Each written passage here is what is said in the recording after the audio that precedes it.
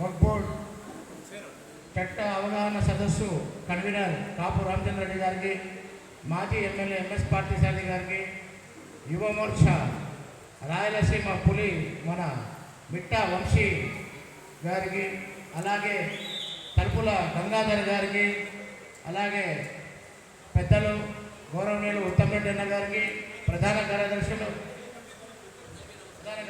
అలాగే పెద్దలందరికీ నా నమస్కారాలు తెలియజేసుకుంటూ, ఈ వక్ఫ్ బోర్డ్ అవగాహన చట్టం అవగాహన బిల్లు తెచ్చినప్పటి నుంచి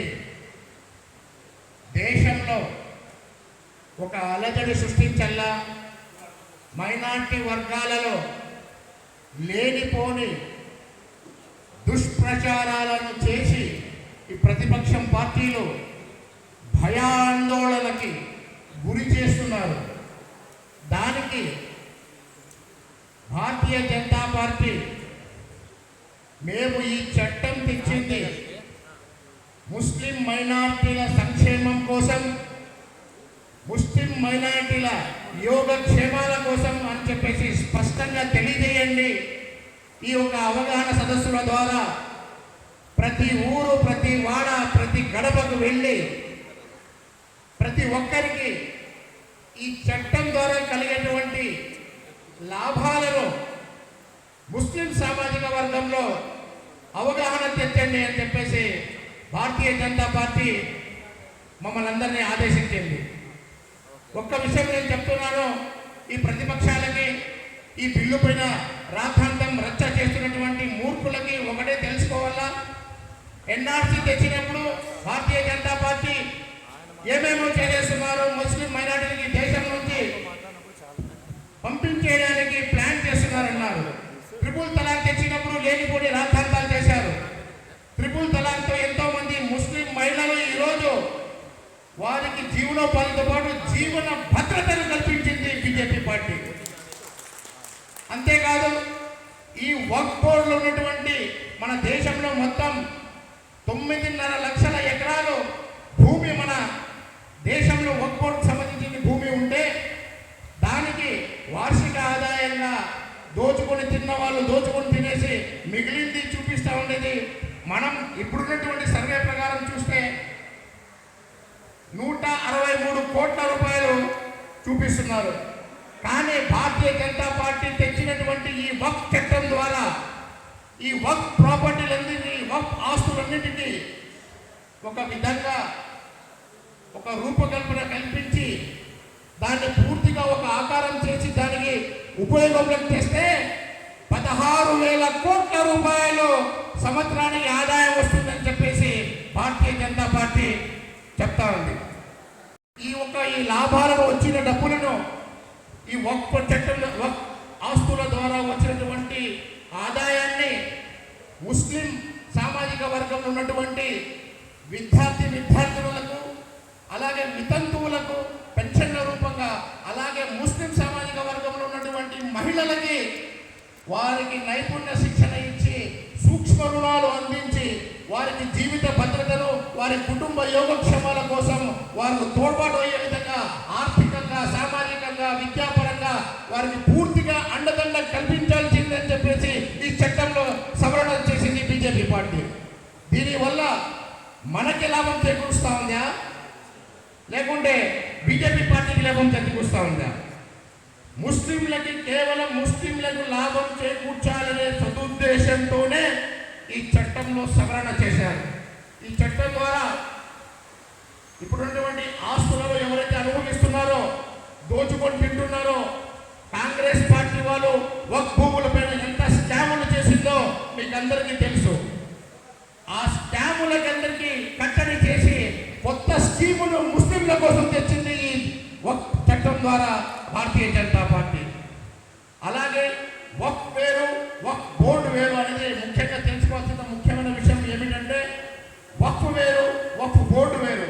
వక్ఫ్ అంటే ధార్మిక, ఆధ్యాత్మిక, మన సాంప్రదాయాలు, మన హదీసులు ఇవన్నీ వర్తిస్తాయి. వక్ఫ్ బోర్డు అంటే ఉన్నటువంటి వక్ఫ్ ఆస్తులను ఏ విధంగా ఉపయోగించాలా, ఆ ఆస్తులకు వచ్చినటువంటి లాభాన్ని అట్టడుగు స్థాయిలో ఉన్నటువంటి ముస్లిం నిరుపేదలకి నిర్వర్తించాల్సిన బాధ్యత వక్ఫ్ బోర్డుకు ఉంది. అది సక్రమంగా నిర్వర్తించడం లేదనే ఉద్దేశంతో బీజేపీ రాత్రి నిర్ణయం తీసుకుని బీజేపీ పార్టీ పెట్టలేదు. దీనిపై సుదీర్ఘంగా సమాలోచన చేసి మదన చేసి దీనిపైన లాభ నష్టాలను బేరీజు చేసుకొని దీనివల్ల ఎంతవరకు అయితే మేము ముస్లిం వర్గానికి మేము లాభం చేకూర్చగలమని చెప్పేసి సుశీలంగా పరిశీలించిన తర్వాతే బీజేపీ పార్టీ ఈ వక్ఫ్ చట్టాన్ని సవరణ చేసింది. దీని ద్వారా ఇప్పుడు ఈ ఆధ్యాత్మిక వక్ఫ్ ద్వారా వచ్చినటువంటి లాభాలను ముస్లింల సంక్షేమం కోసం పూర్తిగా ముస్లింల సంక్షేమం అంటే భారతీయ జనతా పార్టీ ఏం చెప్తా ఉంది? దేవుడు ఈ విశ్వమంతా వెళ్ళిపోయినా కానీ దేవుడు శాశ్వతంగా ఉంటాడు. అలాగే మీ ముస్లింలకు సంబంధించిన వక్ఫ్ ఆస్తి కూడా శాశ్వతంగా ఉండాలని చెప్పేసి బీజేపీ పార్టీ చట్ట సవరణ చేసింది. అంటే దేవుడు ఎంతవరకు అయితే ఉంటాడో అంతవరకు యుగాంతం వరకు మీ ఆస్తిని కాపాడే బాధ్యత బీజేపీ పార్టీని అని చెప్పేసి ఈరోజు చట్ట తద్వారా వచ్చేటువంటి లాభాలను అట్టడుగు ముస్లింల నుండి నిరుపేదలకు చెందాలని చెప్పేసి వారికి సంక్షేమ ఫలాలు నేరుగా వాళ్ళకి చేరాలని చెప్పేసి ఈ యొక్క చట్ట సవరణ చేయడం. కానీ ఈ కబ్జా చేసేవాళ్ళు, ఈ మోసగాళ్ళు, కుల రాజకీయాలు చేసేవాళ్ళు, శవాల పైన రాజకీయాలు చేసేవాళ్ళు భారతీయ జనతా పార్టీ పైన ఎందుకు బురద జల్లుతున్నారంటే ఎప్పుడూ లేని విధంగా బీజేపీ ముస్లింలకి అత్యంత దగ్గరగా వెళ్ళిపోతా ఉంది. మా ఓటు బ్యాంకు చిరిగిపోతా ఉంది. ఇప్పుడు దేశమంతా ముస్లిం కలిసి బీజేపీ పార్టీకి ఓట్లు వేస్తున్నారే. ఎన్ఆర్సీ ద్వారా ఏమో అవుతుందంటే అందరికీ మేలు చేకూరింది. త్రిపుల్ తలాక్ ద్వారా మేము ఏదో లబ్ధి పొందాలంటే ప్రతిపక్షాలకు వీలు కాలేదు. అలాగే ఏదో అలజడి సృష్టించడం ద్వారా లాభం పొందాలని చెప్పేసి కుట్రలు చేయడానికి పాల్పడుతున్నారు. కానీ అది వాళ్ళ వల్ల కావడం లేదు. అందుకే భారతీయ పార్టీని చూసి ఓర్వలేక ముస్లింలంతా భారతీయ జనతా పార్టీకి దగ్గరైతున్నారని చూసి ఓర్వలేక ఈశాలతో బీజేపీ పార్టీపై బురదల్లే ప్రయత్నం ఈ మూర్ఖులు చేస్తున్నారు.